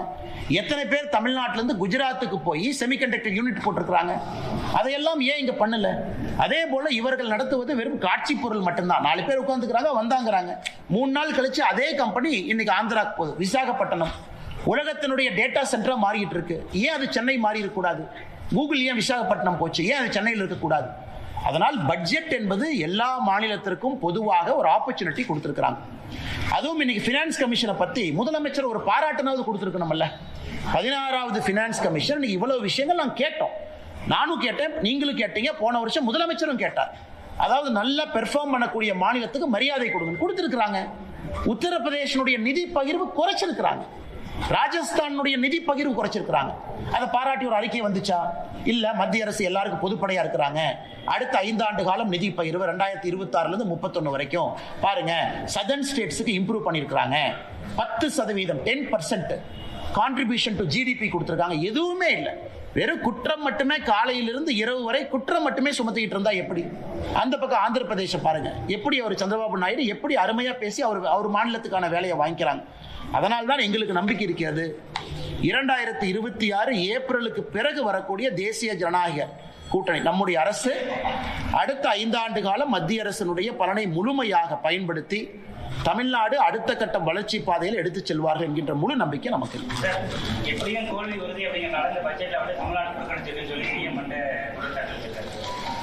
அண்ணா, இன்னைக்கு முதலமைச்சர் அவர்கள் ஒரு விஷயத்தை புரிஞ்சுக்கணும். நான் இவ்வளவு சொன்னதெல்லாம் தமிழ்நாட்டுக்கு இல்லையாங்கண்ணா? இவ்வளவு சொன்னேன் தமிழ்நாட்டுக்கு இல்லையா? 16 லட்சம் கோடி ட்ரெயின் நெட்வொர்க் இந்தியா முழுவதும் 2 லைன். எந்த மாநிலத்துக்கு 2 லைன் கொடுத்துருக்காங்க பாருங்கண்ணா. 2 லைன் கொடுத்துருக்கோம். முக்கியமா 2 லைன். இவ்வளவு பணங்கள் நான் சொல்லிக்கிட்டே வர்றேன். ஃப்ரான்டியர் செக்டர் இவ்வளவு பணம் கொடுத்துருக்கோம். இவ்வளவு கொடுத்த பிறகும் கூட தமிழ்நாட்டை வஞ்சிக்கிறாங்கன்னு முதலமைச்சர் சொன்னாங்கன்னா ஒரு அரசியல் மட்டும்தானே செய்யறாரு. ஆனால் இன்னைக்கு முதலமைச்சர் அவர்கள் கடைசி ஒரு 60 நாட்கள் அவங்க ஆட்சியில் இருக்கிறாங்க. என்ன வேணாலும் சொல்லட்டும், மக்கள் பார்க்கறாங்க. மக்கள் இந்திய நாட்டினுடைய வளர்ச்சியும் அதுல தமிழகம் அந்த அளவுக்கு வளர்ந்திருக்கா அப்படின்னு அவங்க பார்க்கறாங்க. இன்னைக்கு ஒரு பக்கம் டிஆர்பி ராஜா அவர்கள் சொல்றாங்க, எங்களுடைய போட்டி மற்ற மாநிலங்களுக்கு கிடையாது, ஐரோப்பிய நாடுகளோடு போட்டி போடுறோங்கிறார். தமிழ்நாடு மாநிலம் நாங்கள் ஐரோப்பிய நாடு தான் எங்கள் போட்டி. வரவேற்க வேண்டிய விஷயம், அந்த அம்பிஷன் இருக்கட்டும். ஆனால் ஐரோப்பிய நாடுகளோடு போட்டி போடுறவங்க ஸ்டாட்டிஸ்டிக்ஸை கொடுங்க. எந்த ஐரோப்பிய நாடுக்கு பக்கத்தில், அதாவது வளர்ந்த ஐரோப்பிய நாடுக்கு பக்கத்தில் வந்திருக்கிறீங்க? எந்த அளவுக்கு அடுத்த கட்ட வேலை வாய்ப்பை உருவாக்கி இருக்கிறீங்க? எதுவுமே இல்லை. இன்னைக்கு சும்மா பேச்சுக்காக அவர்கள் பேசிக் கொண்டிருக்கின்றார்கள். மக்கள் 2 பக்கத்தையும் பார்க்கறாங்க, நம்ம பட்ஜெட்டையும் பார்க்கறாங்க. இன்னைக்கு இன்கம் டாக்ஸ், இதற்கு முன்பு மிகப்பெரிய சலுகை நாம கொடுத்திருக்கோம். 12 லட்சம் ரூபாய் வரைக்கும் யாருக்கு வருமானம் இருக்கோ அவர்களுக்கு நாம 0 டாக்ஸ் பண்ணியிருக்கோம். அதனாலதான் இந்த பட்ஜெட்ல இன்கம் டாக்ஸ் நம்ம கை வைக்கல. ஏன்னா ஒரு பட்ஜெட்லும் இன்கம் டாக்ஸ் ஸ்லாப் மாறும், அதே ஒரு பேசும் பொருள். ஒரு அரை மணி நேரம் இன்கம் டாக்ஸ் பத்தி பேசுவோம். இந்த வருஷம் இன்கம் டாக்ஸ் ஏன் பேசும் பொருள் இல்லை என்றால், மத்திய அரசு இதற்கு முன்பு இன்கம் டாக்ஸ் ரீஜெக்ட் பண்ணியிருக்கிறாங்க. புதிய இன்கம் டாக்ஸ் ஆக்ட், இன்னும் எளிமையான ஆக்ட் 1 ஏப்ரல் 2026 இருந்து நடைமுறைக்கு வருது. இது எல்லாம் கூட ஆரோக்கியமான விஷயம். அதை நான் பேசல, ஏன்னாங்கன்னா இந்த பட்ஜெட்ல அது இல்லை, இதற்கு முன்பே நாம் அதை செஞ்சிட்டோம். ஆனா முதலமைச்சர் அவர்கள் எதை பத்தியும் பேசாம தமிழ்நாட்டிற்கு வரி பகிர்வு அதிகம் அதுவும் பேசல. வெறும் ஒரே ஒரு ஸ்டேட்மெண்ட் கொடுக்குறாங்க, சென்னை சென்னை சென்னை, தமிழ்நாடு தமிழ்நாடுன்னு பேர் எங்கேயுமே இல்லை இந்த பட்ஜெட்ல, அதனால வஞ்சிச்சிருக்காங்க. அப்படிங்கறத எப்படி ஏற்றுக்கொள்ள முடியும்? 5 மாநில எலெக்ஷனுக்கு போறாங்க. வெஸ்ட் பெங்கால் போறாங்க. வெஸ்ட் பெங்கால்ங்கிற வார்த்தை எவ்வளவு பயன்படுத்தி இருக்கிறோம்னா, ஒரு டிரான்ஸ்போர்ட் காரிடர் ஒன்று இருக்கு, ஒரு ஹை ஸ்பீட் நெட்வொர்க் சிலிகுரியிலிருந்து வாரணாசி இருக்கு. இப்ப அசாம் போகுது. எத்தனை முறை அசாம பயன்படுத்தி இருக்கிறோம்? இதுக்கு பாண்டிச்சேரி போது பயன்படுத்தி இருக்கிறோமா, கேரளா போது பயன்படுத்தி இருக்கிறோமா? எல்லா மாநிலத்திற்கும் நல்ல ஒரு பட்ஜெட்டை கொடுத்திருக்கிறோம். தமிழ்நாடு முழுமையாக இதை பயன்படுத்திக் கொள்ள வேண்டும் என்கின்ற வேண்டுகோளை மாநில அரசுக்கு வைக்கின்றோம்.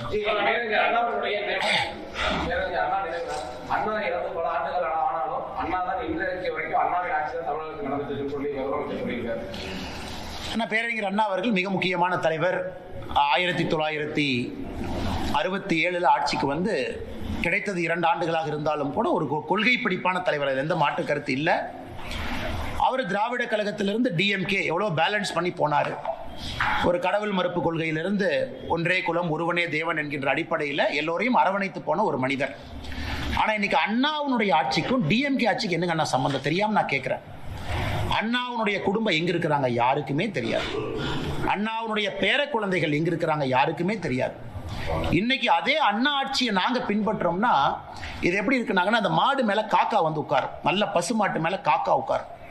இந்த பசுமாட்டு மேல இருக்கக்கூடிய உனி எல்லாம் அந்த காக்கா கொத்தி கொத்தி சாப்பிடும். அந்த மாதிரி அண்ணா என்கின்ற நல்ல பசுமாடு மேல உட்கார்ந்து இருக்கக்கூடிய காக்காவாகத்தான் இன்னைக்கு டிஎம்கேவுடைய ஆட்சி இருக்கு. மக்களை பிடுங்கி சாப்பிடக்கூடிய ஆட்சியாக. அண்ணாவுடைய குடும்பம் எந்த அரசியல் பக்கமே வரல. இவருடைய தந்தையார், அதன் பிறகு இவருடைய மகன், இன்னைக்கு இவருடைய பேர எல்லாமே அண்ணாவுடைய வழியை நாங்க பின்பற்றோம்னு சொன்னா எப்படி ஏத்துக்க முடியும்? யார் ஏத்துக்குவாங்க? அண்ணா இதுல கரப்ஷன் இருந்துச்சு 65 இருந்து 67 இல்ல, இன்னைக்கு கரப்ஷன் இருக்கு. அண்ணா அவர்கள் காலத்துல இவ்வளவு மக்கள் ஒரு சித்தாந்தத்தையே வெறுக்கக்கூடிய அளவுல இன்னைக்கு எப்படி ஆச்சாங்கன்னா, டிஎம்கே மேல இருக்கக்கூடிய வெறுப்பு திராவிட சித்தாந்த வெறுப்பாக மாறி இருக்கிறது. நல்ல அரசியலை கூர்ந்து கவனிச்சு அப்படின்னா, எனக்கு திராவிட முன்னேற்ற கழக ஆட்சியின் மீது இருக்கக்கூடிய வெறுப்பு திராவிட சித்தாந்தத்தின் மீது இருக்கக்கூடிய வெறுப்பாக அது மாறி இருக்கிறது. அதெல்லாம் இந்த எலெக்ஷன்ல தெரியுங்கன்னா, ஓட்டில் நீங்க பார்க்கும்போது தெரியும். எந்த சம்பந்தம் இல்லை, சும்மா பிறந்த நாள் அன்னைக்கு உங்க அண்ணாவை நினைச்சுக்கலாம், பேரறிஞர் அண்ணாவுக்கு மாலை போடலாம், ஒரு 4 நல்ல விஷயத்த சொல்லலாம். ஒரு டிஎம்கே மினிஸ்டரை கூப்பிட்டு ரூமை சாத்திட்டு கையில் ஒரு பேப்பரை கொடுத்து அண்ணாவை பத்தி 10 லைன் எழுதுனா யாருக்கு எழுத தெரியாது. நீங்க ரூமை சாத்திட்டு ஒரு டிஎம்கே மினிஸ்டர் உள்ள உட்கார வச்சுட்டு பேப்பரை பேனாவை கொடுத்து அண்ணாவை பத்தி 10 எழுதுங்க அப்படின்னு. அந்த 10ல எத்தனை நீங்க ஃபாலோ பண்றீங்க? இன்னைக்கு வேணா பரீட்சை வச்சு பாருங்க, யாருக்குமே தெரியாது. ஆனா அண்ணா அண்ணா அண்ணான்னு பிறந்த நாள் அன்னைக்கு, அவருடைய இறந்த நாள் அன்னைக்கு பேசுவது மட்டுமே வாடிக்கையா வச்சிருக்கிறாங்க. ஆனா எத்தனை துரோகிகள் இருந்தாலும் அப்படின்னு யாருக்குண்ணா? அண்ணா இன்னைக்கு முதலமைச்சர் அவர்கள் கொஞ்சம் எலெக்ஷன் டேட்டாவை கரெக்டா பாக்குறாருன்னா, இந்த லோக்சபா எலெக்ஷன் 2024 என்பது அவருக்கு ஒரு அறிகுறி தான். அவங்க ஜெயிச்சிருக்கலாம், ஏன்னா இந்த ஃபர்ஸ்ட் பாஸ்ட் போஸ்ட் மாடல்ல ஜெயிச்சிருக்கலாம். அது 50%, 53% இருந்த வாக்கு அன்னைக்கு அது 46, 47 வந்துருச்சு. இன்னைக்கு ஒரு இணக்கம் இல்லாத ஒரு கூட்டணி முதலமைச்சர் அப்படியே டெல்லிக்கு யாரோ தூதுவர் அனுப்புறாரு. அவங்களுக்குள்ள என்ன டீல் எனக்கு தெரியல. ராகுல் காந்தி அவங்களுக்கும் ஸ்டாலின் அவங்களுக்கும் ஏதோ அஸ்ஸாம்ல தேர்தல் நடக்குதுங்கிறாங்க, காங்கிரஸ் ஃபண்ட் இல்லைங்கிறாங்க. அதை பற்றி நான் போக விரும்பலைங்கன்னா, ஒரு ஆட்சி டிஎம்கே இருக்கு, யாருக்கு ஃபண்டு கொடுக்குறாங்க அதெல்லாம் அதை பற்றி நான் பேச விரும்பலைங்கன்னா ஏதோ ஒரு டீலை போட்டுக்கிட்டாங்க. அதனால அது உடஞ்சு போன கண்ணாடியை ஒரு பசை வச்சு ஒட்டிக்கிட்டாங்க. அந்த பசை வச்சு ஒட்டின கண்ணாடி தூக்கிட்டு சுத்திட்டு இருக்கிறாங்க. அந்த கண்ணாடியில் முகம் பார்த்தா எப்படிங்கன்னா இருக்கும். அதனால கனிமொழி அவர்கள் சிறப்பா இருக்கு. ஒரு காங்கிரஸினுடைய மாநில தலைவர் எப்படின்னா, ஒரு கட்சியிலிருந்து ஒருத்தரை சஸ்பெண்ட் பண்ண முடியாத அளவுக்கு ஒரு காங்கிரஸினுடைய தமிழகத்தினுடைய மாநில தலைவர் சுத்திட்டு இருக்காரு. ஏங்க உங்க கட்சிக்கு எதிராக ஒருத்தர் பண்ணாரு, உங்க கட்சிக்கு எதிராக திரு விஜய் அவர்களை போய் சந்திச்சார், ஆக்ஷன் எடுத்தீங்களா? டெல்லிக்கு எழுதிட்டேன். இதுதான் தமிழ்நாட்டுக்கு வேண்டாம். ஒரு சஸ்பெண்ட் பண்றது கூட டெல்லிக்கு போகணுமா? ஒரு சஸ்பெண்ட் பண்றது கூட அது மல்லிகார்ஜுன கார்கே அவங்க பார்க்கணுமா? அப்படி இருக்கக்கூடிய காங்கிரஸ் கட்சியை தான் நாங்க அடிமை கட்சின்னு சொல்றோம். எதுக்கு அடிமை கட்சினா, ஒரு கட்சியில் இருக்கக்கூடிய ஒரு தொண்டனை கூட சஸ்பெண்ட் பண்ண முடியல, அதுக்கும் டெல்லிக்கு போகணும்னா என்ன கூட்டணி வச்சிருக்காங்க? எப்படி அந்த கூட்டணி விளங்கும்? எப்படி அந்த கூட்டணி ஜெயிக்கும்? எப்படி அந்த கூட்டணிக்கு மக்கள் ஓட்டு போட போறாங்க? ஆனால் நிச்சயமாக அவங்க என்ன வேணாலும் சொல்லட்டும், கெட் அவுட்னு சொல்லட்டும், கெட்டுன்னு சொல்லட்டும், இந்த முறை தேசிய ஜனநாயக கூட்டணி கெட்டுன்னு தான். அதுல எந்த மாற்று கருத்தும் இல்லை.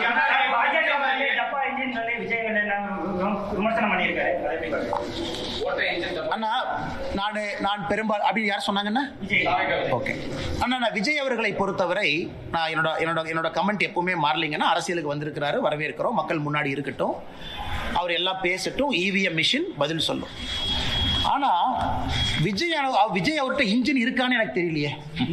அட்லீஸ்ட் எங்ககிட்ட இன்ஜின் இருக்கு, டபுள் இன்ஜின் இருக்கு. விஜய் அவங்க இன்ஜினையே நம்ம பார்க்கலையே. அது இன்ஜின் இருக்கா, இல்ல கார்பரேட்டர் இருக்கா, அந்த இன்ஜினை ஸ்டார்ட் பண்ற ஆள் இருக்கா, அந்த இன்ஜின் ஒரு சேசியில மாட்டுவாங்களான்னு. வண்டி இல்ல, சேசி இல்ல, இன்ஜின் இல்ல, அதுக்குள்ள போடுற பெட்ரோல் இல்ல, டீசல் இல்ல. ஆனா இன்னைக்கு விஜய் அவர்கள் தமிழ்நாட்டில் ஒரு அரசியல் கட்சி இன்ஜினை பத்தி பேசக்கூடாதுன்னா அது திரு விஜய் அவர்கள் இன்ஜினை பத்தி பேசக்கூடாது.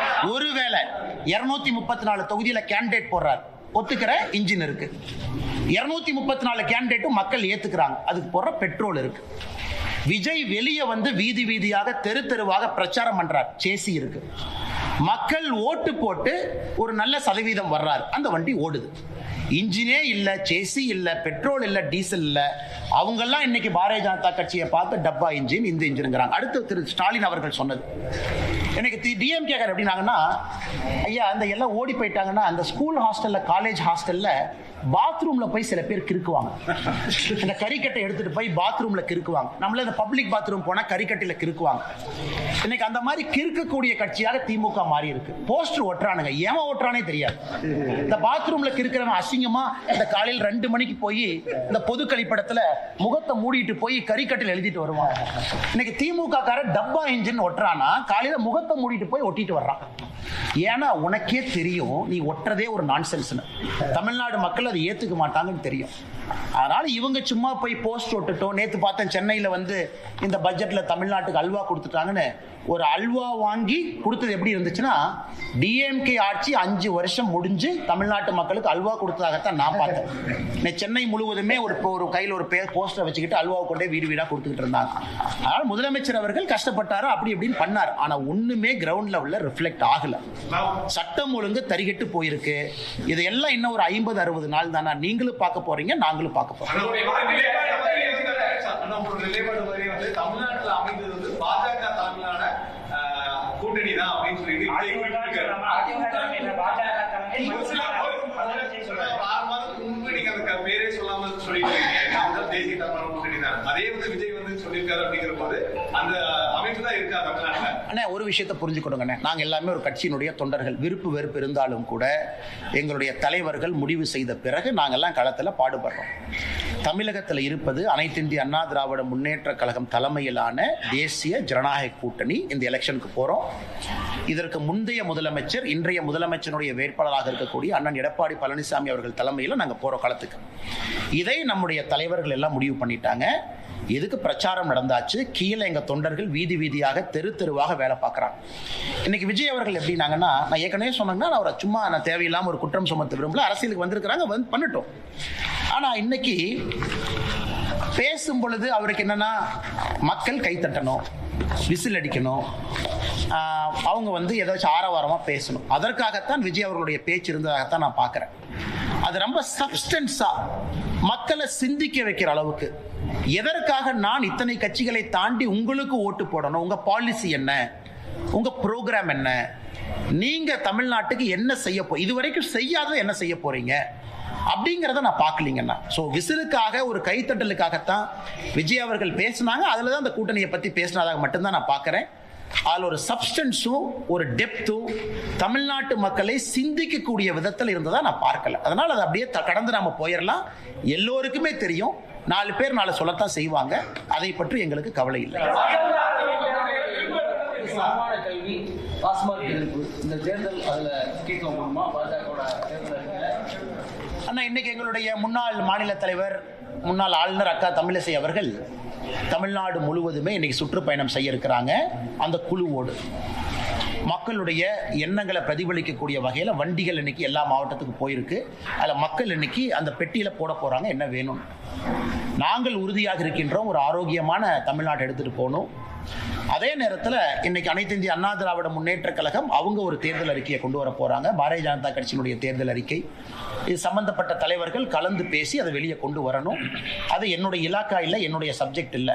நான் இன்னைக்கு பேசுறது பட்ஜெட்டை பத்திங்கன்னா, அந்த இலாக்கா அந்த சப்ஜெக்ட் பேசுறதுக்கு நயினார் அண்ணா இருக்கிறாங்க, தமிழிசை அக்கா இருக்கிறாங்க. அதனால் அவர்கள் பதில் சொல்வார்கள். இது எப்படிப்பட்ட, எனக்கு ஒரு தனிப்பட்ட முறையில் ஒரு கனவு இருக்கு. கட்சியின் அடிப்படையில் ஒரு தனிப்பட்ட மனிதனுடைய கனவெல்லாம் கட்சியினுடைய அறிக்கையில் வருவதற்கான சாத்தியக்கூறுகள் இருக்காது. அது இருப்பதற்கான வாய்ப்பும் இல்லை நடைமுறை அரசியல்ல.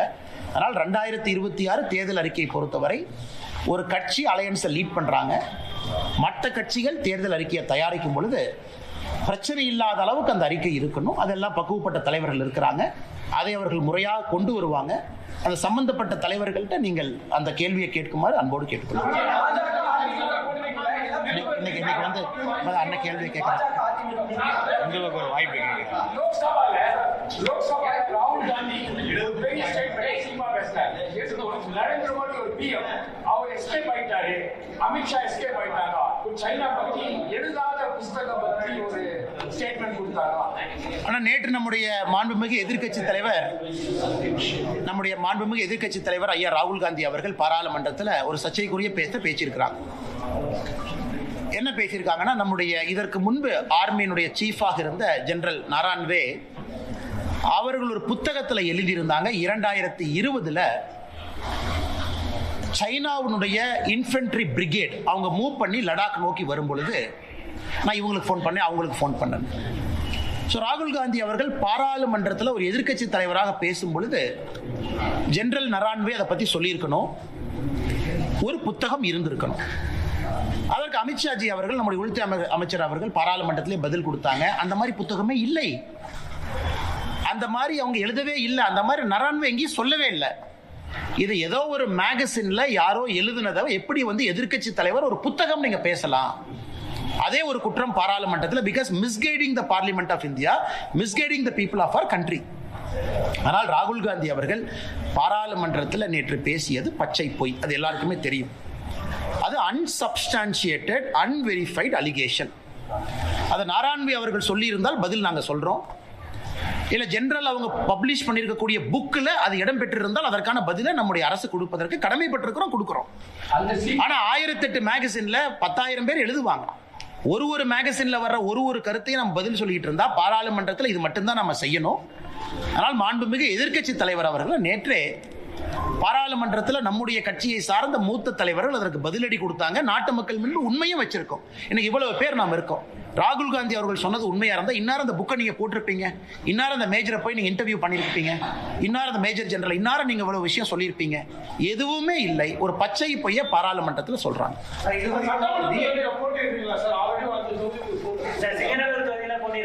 நான் வந்து நம்முடைய கட்சி தலைவர்கள் நயினார் அண்ணா அவர்களுக்கு நான் வேண்டுகோள் விடுத்திருக்கின்றேன். இந்த நேரத்தில் வந்து கொஞ்சம் என் தந்தையாருடைய உடல்நிலை, அவரை பார்த்துக்கணும். அதனால தான் அதிகமாக இன்னைக்கு கோயம்புத்தூர் பகுதியில் இருக்கேன். அப்பா அவங்க கொஞ்சம் டயாலிசிஸில் இருக்காங்க. I have to take care of him. என்னுடைய முதல் கடமை அது. அதனால் இன்னைக்கு அந்த அடிப்படை வேலைகள் என்னால் செய்வதற்கான சாத்தியக்கூறுகள் இல்லை. என்னால் அதிகமாக டிராவல் பண்ண முடியாதுங்கிற வேண்டுகோளை வச்சிருக்கிறேன். கட்சியும் அதை ஏற்றுக்கிட்டு வேறு பொறுப்பாளர்களை ரீஅலோகேட் பண்ணுவாங்க. அதே நேரத்தில் பாரதிய ஜனதா கட்சி அடுத்த பிரச்சாரம் வேறு என்ன சொல்கிறாங்களோ அதற்கு நான் தயாராக இருக்கின்றேன், என்ன செய்யணும் அப்படின்னு. அது நயினார் நாகேந்திரன் அவர்கள் நம்ம கட்சியினுடைய மூத்த தலைவர்களுக்கும் எனக்கும் இருக்கக்கூடிய ஒரு கருத்து உள்ளுக்குள்ள நாங்கள் பேசிக்கிறோம். அதனால் கட்சிக்கு என்ன வேலை செய்யணும், கூட்டணிக்கு என்ன வேலை செய்யணும், நிற்கக்கூடிய பாரதிய ஜனதா கட்சியினுடைய வேட்பாளர்களுக்கு என்ன வேலை செய்யணும், நம்முடைய கூட்டணி கட்சி அனைத்து இந்திய அண்ணா திராவிட முன்னேற்ற கழகம் உட்பட எல்லா கட்சிகளுக்கும் என்ன வேலை செய்யணும்னு கட்சி சொல்லுதோ அந்த வேலையை செய்வோம். இப்போதைக்கு அதிகமாக டிராவல் பண்ண முடியாத சூழ்நிலை எனக்கு இருக்கு. அதனால் அதையும் கட்சி புரிஞ்சுக்கிட்டாங்க. சம்பந்தப்பட்ட நேரத்தில் என்ன வேலை, தேர்தல் நிற்பதா இல்லையா, இதெல்லாம் செய்யணுமான்னு கட்சி சொல்லட்டுங்கன்னா அதுக்கப்புறம் நான் பேசுறேன். சிங்கநல்லூர் தொகுதிக்கு வேறு ஒரு பொறுப்பாளரை இந்த கட்சியிலிருந்து நியமனம் பண்ணுவாங்கன்னா வேறு ஒரு தலைவர் பண்ணுவாங்க. தமிழ்நாட்டினுடைய 6 இதுக்கும் பண்ணுவாங்க. ஆனா அதற்கான காலமும் சூழ்நிலையும் இன்னும் நிறைய இருக்கு. இன்னும் ஒரு 30-40 நாட்கள் இருக்கு. கட்சி என்ன சொல்லுது அப்படின்னு தெரிஞ்சுக்கிட்ட பிறகு உங்ககிட்ட நான் பேசுறேங்க. அண்ணா 2024 பாராளுமன்றத்தில் இங்க நான் நின்றுருக்கேன். அப்போ கோவை மக்களுக்கு பதில் சொல்ல நான் கடமைப்பட்டிருக்கிறேன். மக்கள் வீட்டுக்கு ஒரு பெட்டிஷனோட வந்தால் இங்கே நான் அவைலபிளாக இருக்கணும். அவங்க இல்லை நீங்கள் அங்கே வாங்க இங்கே வாங்கன்னு சொல்லக்கூடாது. அதற்கு ஒரு வீடு இருக்கணும். 2010 என்னுடைய மாமனாருடைய வீடு இங்கிருந்து அடுத்த தெருவில் இருக்குது. அங்கே தங்கிட்டு இருக்கேன். இன்னைக்கு நான் சொந்தமாக ஒரு வாடகை வீட்டில் தங்குறேன். மக்கள் பார்ப்பதற்கு ஒரு இடம் வேண்டும். அதனால் விலாசம் அது எங்கே இருக்கிறேன், சென்னையில் இருக்கேன், சென்னையும் போயிட்டு இருக்கேன். கட்சியினுடைய பணி இன்னைக்கு அதிகமாக இந்த பகுதியில் இருக்கேன். காரணம் தந்தையாருடைய உடல்நிலை காரணமாக. அதனால் தேர்தலில் அடுத்து என்ன பண்ணுவீங்க, எங்கே நிற்பீங்க, இதை பண்ணுவீங்களா, அதை பண்ணுவீங்களா, டெல்லி போவீங்களா, இதை பண்ணுவீங்களா, எதுவுமே எனக்கு தெரியாது. கட்சி என்ன சொல்லுதோ அந்த நேரத்தில் உங்கள்கிட்ட நான் பேசுகிறேன்.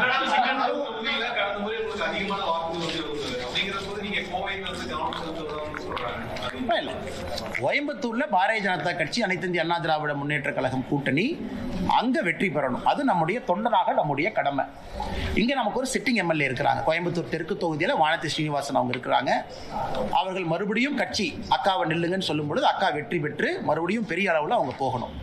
இன்னும் அதிகமான மெஜாரிட்டியோடு போகணும். அதெல்லாம் எங்களுடைய கடமை.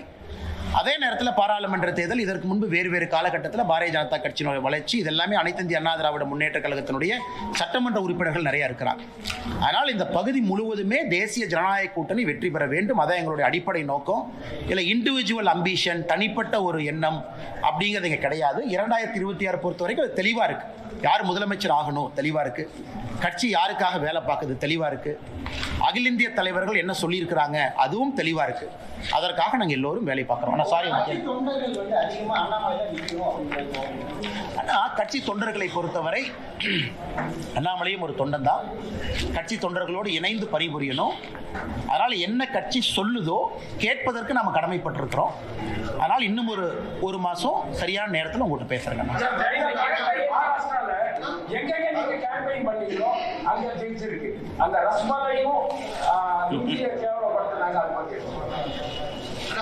நான் பேசுபவர்கள் பேசுவாங்கன்னா அரசியலை பொறுத்த வரைக்கும் நான் சில இடத்துல பதில் சொல்வதை விட மௌனம் காட்பது சரி அப்படிங்கிற முடிவுக்கு வந்துட்டேன். குறிப்பாக அந்த மகாராஷ்டிராவுக்கு முன்பே இருந்து பேசுறவங்க பேசத்தான் செய்வாங்க.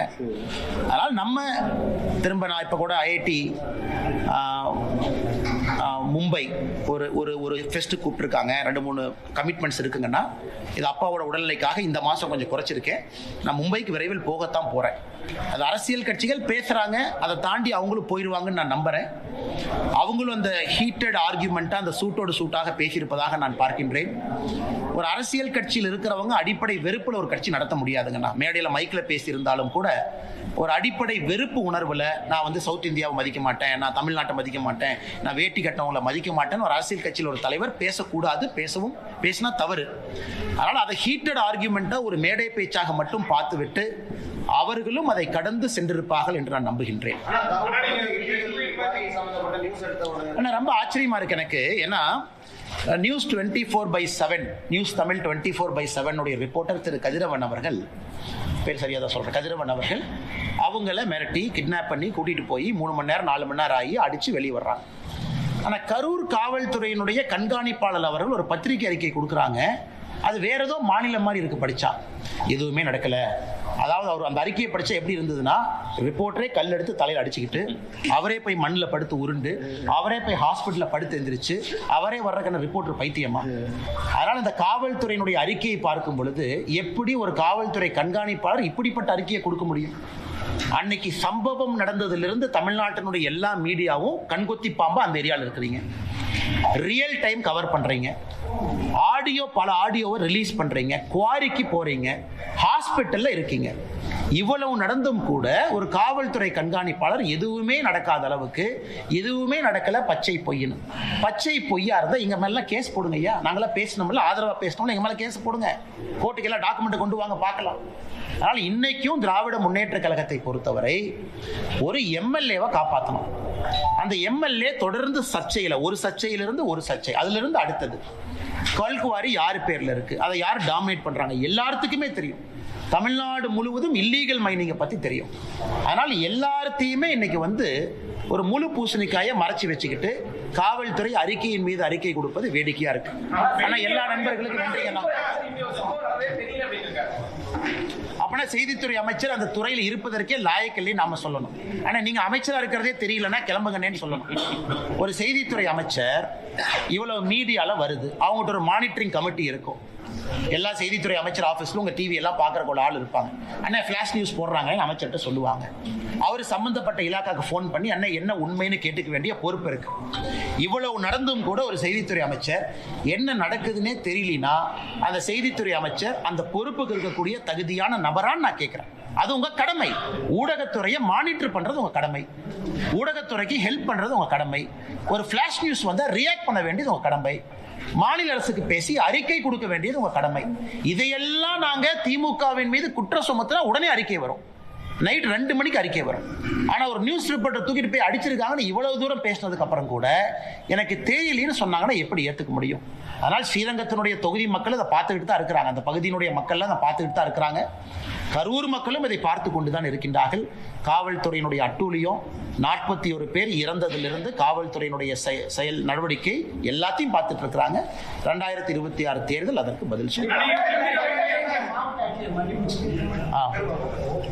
ஆனா இன்னைக்கு ஒரு மாவட்ட ஆட்சியர் ஒரு கோர்ட் முன்னாடி வந்து அங்க இருக்கக்கூடிய police commissioner, deputy commissioner, assistant commissioner மொத்த குழுவா வந்து ஒரு கோர்ட்ல மன்னிப்பு கேட்கறாங்கன்னா இது ஒரு சாதாரண நிகழ்வாக யாரும் கடந்து விடக் கூடாது. ஏன்னா ஒரு ஸ்டேட், ஒரு மிஷினரி, முதலமைச்சர் கோட்டையில் இருக்கிறார். ஆனா அந்த மாவட்டத்திற்கான கவர்மெண்ட் யாருன்னா இவங்க தான். இவங்க வேண்டுமென்றே தவறு செய்திருந்தால் இவர்களை தவறு செய்ய சொன்னது யார்? அதனால என்னை பொறுத்தவரை மாவட்ட ஆட்சியர், police commissioner, deputy commissioner, assistant கமிஷனருடைய தொலைபேசிய கால் ரெக்கார்டை கோர்ட் வாங்கி அதை ஃபோரன்சிக் ஆடிட் பண்ணி இந்த சம்பந்தப்பட்ட நேரத்தில் யாரெல்லாம் அவங்களுக்கு பேசினாங்க, மேல இருந்து உத்தரவு வந்துச்சா, ஸ்வான் அப்படின்னு நம்ம சொல்லுவோம். கோர்ட்ல வந்து சத்திய பிரமாணம் எடுத்து அவங்க சொல்லணும். அதாவது அந்த கோர்ட்டின் முன்பு சத்திய பிரமாணம் எடுத்து ஒரு அதிகாரி சொல்லணும், நான் சொல்வதெல்லாம் உண்மை. அந்த மாதிரி இன்னைக்கு திருப்பரங்குன்றம் விவகாரத்துல ஆட்சியர், police commissioner, deputy commissioner, assistant commissioner 4 பேரும் ஸ்வான் சத்திய பிரமாணம் செய்து உண்மையை சொல்லணும். யார் போன் பண்ணா, யார் 144 போட சொன்னா, 144 போட்டதே ஃப்ராடுன்னு திருப்பரங்குன்றத்தினுடைய இஷ்யூல மதுரை ஹைகோர்ட் டிவிஷன் பெஞ்ச் சொல்லிட்டாங்க. ரெக்கார்டை பார்த்தோம், அதே ஃப்ராடு. அப்படி இருக்கும் பொழுது இல்லாத ஒரு ரெக்கார்டை உருவாக்கி 144 போட்டிருக்கிறாங்க. அதனால் அவர்கள் மன்னிப்பு கேட்டது பத்தாது, மாண்புமிகு நீதியரசர் அவர்கள் இன்னும் ஒரு படி முன்னாடி போய் அவங்களுக்கு யாரு போன் பண்ணாங்க அந்த காலகட்டத்தில் அப்படிங்கிறதையும் கண்டுபிடித்து அவங்கள சத்திய பிரமாணம் செய்து இதையெல்லாம் சொல்ல வைச்சாதான் உண்மையான இஷ்யூ வெளியே வரும். சாரிங்க ஐயா, தப்பு பண்ணிட்டோங்க ஐயா, மன்னிச்சுங்க ஐயா, நாங்க வந்து லா அண்ட் ஆர்டருக்காக இப்படி பண்ணுங்க ஐயா, நாங்க நீங்க சொன்னதை பண்ணுங்க ஐயான்னு சொல்லிட்டு அப்படியே எஸ்கேப் ஆகி போயிடக்கூடாது. அதனால் நீதியரசர் அவர்கள் இதை கடுமையாக எடுக்கணும். அப்பதான் இன்னொருக்கா தப்பு பண்ற அதிகாரிக்கு புத்தி வரும். தமிழ்நாட்டில் எங்கேயாச்சும் ஒரு அதிகாரி நேர்மையா தான் இருக்கிறாங்க பாவம், அந்த அதிகாரியை போன் பண்ணி தொந்தரவு பண்ணி தப்பு பண்ணுங்கன்னு எங்கேயாச்சும் சொன்னாங்கன்னா அது நடக்கக்கூடாது என்பதற்காக இந்த திருப்பரங்குன்றம் இஷ்யூல நீதியரசர் அவர்கள் இந்த அதிகாரிகளை வைத்து உண்மையை கண்டுபிடித்து மக்களுக்கு சொல்ல வேண்டும் என்பது எங்களுடைய வேண்டுகோள்.